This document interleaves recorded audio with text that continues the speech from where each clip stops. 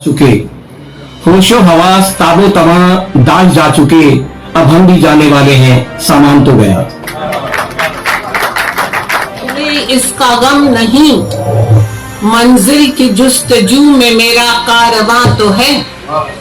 गो मैं नहीं चमन में ए अहले चमन तो क्या, अब तक भी उस चमन में मेरा आशियां तो है। और हुआ पैदा, कहाँ बीवी हुई नाजिल, मुखालिफ सिन्फ का मिलना रज़ाए आसमानी है। मुखालिफ सिन्फ का मिलना रज़ाए आसमानी है। सुना ये है बना करते हैं जोड़े आसमानों पर, सुना ये है बना करते हैं जोड़े आसमानों पर, तो ये समझें कि हर बीवी बलाए आसमानी है। बरसात कम है, फकीरे इश्क है दीदार से खुश।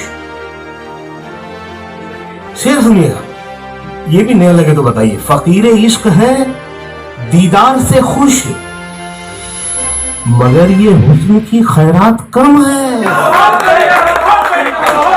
एक ही गुल को चमन कम पड़ जाए, एक ही गुल को चमन कम पड़ जाए, जख्म ऐसा की बदन कम पड़ जाए। एक ही गुल को चमन कम पड़ जाए, जख्म ऐसा की बदन कम पड़ जाए। नींद काफी ही नहीं ख्वाब ऐसे, नींद भी वो की थकन कम पड़ जाए। कि जब से सफेद हो गए, इनके साइड इफेक्ट बता रहा हूं आपको, जब से सफेद हो गए सर के तमाम बाल, जब से सफेद हो गए सर के तमाम बाल, अब क्या बताएं आपको कहने को क्या बचा, अब क्या बताएं आपको कहने को क्या बचा। कहती हैं लड़कियां हमें अंकल ये गम नहीं, कहती हैं लड़कियां हमें अंकल ये गम नहीं, गम ये है इनकी माएँ भी कहने लगी चचा। रेवाड़ी की जमी पर कब से स्याह बख्ती नहीं आती, कभी पानी नहीं आता, कभी बिजली नहीं आती। सालों पहले लिखी गई ये पंक्तियां जनाब नैरंग सरहदी साहब की हैं।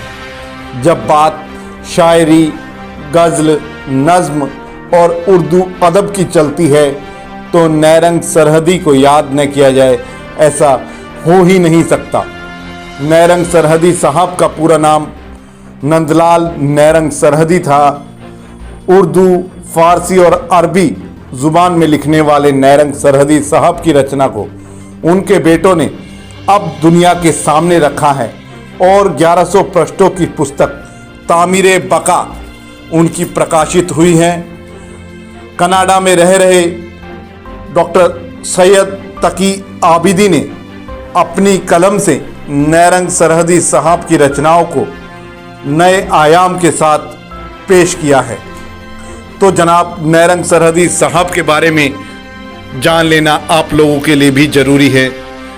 कभी पाकिस्तान से शरणार्थी बनकर रेवाड़ी आए नैरंग सरहदी साहब, इसके बाद रेवाड़ी के ही होकर रह गए।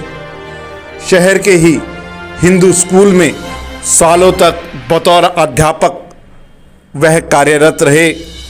वर्ष 1973 में उनका निधन हो गया था। निधन के बाद सालों तक जनाब नैरंग सरहदी साहब गुमनामी के साए में रहे। सालों बाद उनके बेटों ने उनकी रचनाओं को बाहर निकाला और वह जमाने के सामने आई। जनाब नैरंग सरहदी की रचनाओं में अविभाजित भारत की यादें और बाद में दिल्ली और रेवाड़ी की बदलती हुई तस्वीरों को साफ तौर पर देखा जा सकता है। कभी राव मोहर सिंह व राव बीरेंद्र सिंह पर भी उन्होंने खूब लिखा था।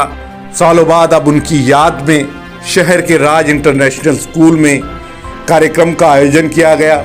इस कार्यक्रम में देश और विदेश से साहित्य, उर्दू और फारसी के जानकार विद्वान पहुँचे। मुशायरा हुआ, जनाब नैरंग सरहदी को याद किया गया। उनकी यादों को सुनने के लिए, उनकी बातों को सुनने के लिए सैकड़ों की संख्या में शहर के लोग मौजूद रहे। रेवाड़ी में आयोजित कार्यक्रम के मुख्य सूत्रधार बने जनाब नैरंग सरहदी के प्रिय शिष्य व रेवाड़ी के जाने माने चेहरे विपिन सुनेजा। मैं उनके इंतकाल के दिन से, जब मैं 14 साल का था, तब से मेरी इच्छा थी उनकी किताब आए, उनका कलाम छपे। और उनका पहला कलाम 1986 में छोटी सी किताब निकली थी, एक था शायर, जिसे साहित्य अकेडमी के एडिटर गुलशेर खान शानी ने छापा। उसके बाद 12 साल की मेहनत के बाद, मेरी किताब सबमिट करने के बाद 1998 में उनकी दूसरी किताब आई हरियाणा उर्दू अकेडमी से। 2018 में विपिन से मेरी एक बार गुफ्तगू हो रही थी, तो हम दोनों ने डिसाइड किया कि उनका कलाम कुछ छपना चाहिए और उन्हें एक बार फिर याद करना चाहिए। ये तीसरी किताब थी। मैंने उनके इंतकाल 1973 से लेके अब तक हर दरवाज़ा खटखटाया, हर जगह मिला, लोगों ने तारीफ तो की, लेकिन मदद करने के लिए कोई तैयार नहीं था, कलम उठाने के लिए। जी जी। आखिरकार मुझे कनाडा में रहते हुए मेरी मुलाकात डॉक्टर अबीदी से हुई, तो इनको मैंने कलाम दिखाया तो उन्होंने कहा कुछ और है आपका। मैंने उनको एक किताब वही भेजी, कुछ और है। फिर मैंने 50 पेज भेजे, फिर 100 पेज भेजे। इनका इंटरेस्ट बढ़ता गया, 200-250 किताब फिर पेजेस भेजे। अगले दिन जब मैं सुबह उठा तो मैंने देखा ये वाकई उनका ख़त है। तब इनसे मेरी बातचीत हुई, और जब बातचीत हुई तो इन्होंने देखा, फिर इन्होंने 2020 के अंदर एक वेबिनार रखा, जिसमें इन्होंने वर्ल्ड के जितने भी साहित्यकार थे, पोइट्स थे, उनको बुलाया है। ये अच्छा गाते थे, अच्छे राइटर हैं, अच्छे पोइट हैं, मैं ऐसा कोई क्लेम नहीं करता। हम एक ही स्कूल में पढ़ा करते थे, अब समझ गया, ठीक है, हम एक ही स्कूल। लेकिन मुझको जानबूझकर भी वो आगे नहीं रखते थे। ये नहीं कि वो कहते थे कोई ये ऑब्जेक्ट ना करे, पेरेंट, स्टूडेंट या स्कूल के टीचर्स, कि अपने बेटे को प्रमोट कर रहे हैं ये। तो वो हर चीज़ से बच के रहते थे। विपिन ने सीखा, विपिन उनके खास शागिर्द थे, इसमें दो राय नहीं है। I am very frustrated about this thing. I can tell you, I am very frustrated. I knocked at all the doors of the government, of the institutions. Nobody came to help me. One thing I should tell you, वो ये है कि जो doctor अबीदी ने काम किया है, ये इतने मसरूफ़ हैं कि जब ये अभी भी पेशावर जा रहे हैं, ईरान जा रहे हैं, जर्मनी जाते हैं, पूरे इस जैसा इंसान तो मुझ पर हाथ भी नहीं लगाता। मैं क्यों लिखूँ एक अननोन पोइट के बारे में? लेकिन इन्होंने जो काम किया, मैं ये कह सकता हूँ, ये एक ऐसा फरिश्ता थे मेरे लिए, जो 50 साल बाद आए। 50 साल, और मैं सच्चाई ईमानदारी से कह सकता हूँ, 2 साल तक मुसलसल इन्होंने इस किताब पर काम किया। और मुझे ये हिदायत थी, अगर मुझसे बात करनी है, रात को 9 से सवेरे 2-3 बजे तक आप फ़ोन कर सकते हो। और हमारी हफ्ते में 2-3 दफ़ा बातचीत होती थी हर मसले पर। इन्होंने ये किताब ऐसे नहीं छापी, एक एक पेज, एक एक नज़म, एक एक गज़ल, इसकी पूरी तहकीकात की, पूरी रिसर्च की। पाकिस्तान तक इन्होंने, जहाँ पे ये पैदा हुए थे वहाँ तक ये गए। इन्होंने कई चीज़ें ऐसी निकाली जो मुझे उनका बेटा होने ना पता नहीं था। तो इस तरीके से मुलाकात हुई। और मैं हूँ आज जिस ये जो प्रोग्राम हमारा हुआ है, ये रेवाड़ी में नंदलाल, आप जानते हैं, नैरंग साहब की पोएट्री पर बातचीत हुई है, क्योंकि ये एक ऐसा सेक्युलर पोएट है कि आज ढूंढने से भी आपको नहीं मिलेगा। ये इतना अच्छा उर्दू और पर्शियन का पोएट है, जिसके हर एक एक पंक्ति को, एक एक शेर को ट्रांसलेट करके पूरी दुनिया में बताया जाए कि देखो 60-70 साल पहले ऐसा आदमी था जो मोहब्बत को फूलों की तरह से बिखेर रहा था, और उसने अपने लिए कुछ नहीं मांगा बल्कि हमारे लिए मांगा। और आज जो दुनिया का हाल है, ये दुनिया का आज ये हाल नहीं होता अगर ऐसे नैरंग सरहदी जैसे पोएट्स का हम एहतराम करते, रिस्पेक्ट देते उसके कलाम। तो ज़रूरत ये है, पहले तो उसको पढ़ा जाए जो लोग पढ़ सकते, दूसरे ये है कि इसको ट्रांसलेट किया जाए, क्योंकि ये पर्शियन और उर्दू का पोएट है। इसकी वोकैबुलरी को जो है, बाज़ वर्ड्स को समझना चाहिए।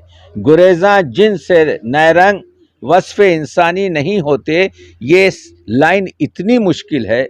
गुरेज़ा के मानी जिनसे नहीं छूटते, वस्फ़े इंसानी मीन्स ह्यूमन वैल्यूज़।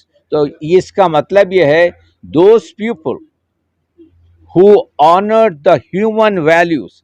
तो आपको बताना पड़ेगा आज के नौजवान को कि देखो गुरेज़ा जिनसे नैरंग वस्फ़ इंसानी नहीं होते के मानी ये है कि those people who never forget the human values. उसके बाद से वो कहते हैं कि वो लोग दुनिया ख़त्म भी हो जाए तो वो लोग ख़त्म नहीं होते, वो ज़िंदा रहते हैं। तो कहने का मतलब ये है, ये एक टीचर ना सिर्फ उर्दू और पर्शियन का या आपके क्या कहते हैं पंजाबी का बाद में आखिर में टीचर था, ये वो शख्स था जो एक कंप्लीट कैरेक्टर था, एक ऐसा आदमी था जिसको हम ये हीरा तो कह देते हैं, नहीं प्रैक्टिकल आदमी था, जो अपने बच्चों को जो है पीछे रखा और आपके अपने शागिर्दों को, अभी आपने जो है विपन साहब से सुना कि जो है वो उनके सबसे चहीते शागिर्दों में से हैं।